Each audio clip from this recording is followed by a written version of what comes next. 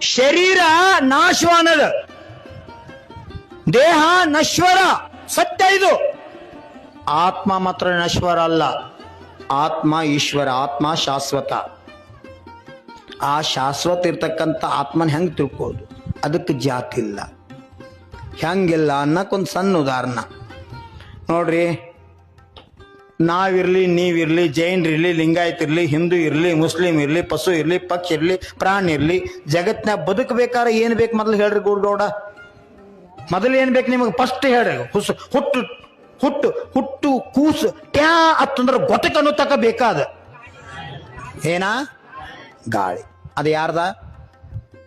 ಜೈನ್ರದ, ಮುಸ್ಲಿಮ್ರದ, ಎಲ್ಲ ಯಾಕೂಬ್ ಸರ್ಗೋದು, ಆಲಾ ಸರ್ಗೋ ಗಾಳಿ ಕೊಳೆ ಮಾಡಿಟ್ಟಾರ ಹಳಿಂಗ್ಳಾಗನಂತೆ ಮಂದಿ ಬದುಕಾಕತ್ತೈತೇನು?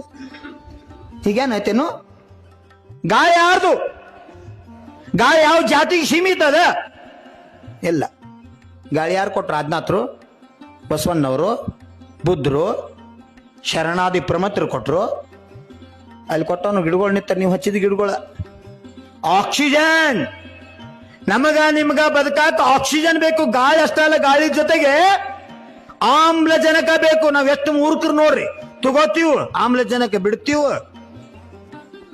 ಯಾವ್ದು ಘಾತಕತೆ ಅದನ್ನ ಬಿಡ್ತೀವಿ, ತಗೋದು ಚಲೋ ಇದ್ದು ತಗೋತೀವಿ. ಅದ ಅವ ನೀವು ಬಿಟ್ಟಿದ್ ಕೆಟ್ಟ ತಗೋತಾವ, ಚಲೋ ಕೊಡ್ತಾವ, ಮತ್ತ ಅವ್ ಕೆಟ್ಟ ಅಂತೀವಿ ನಾವು.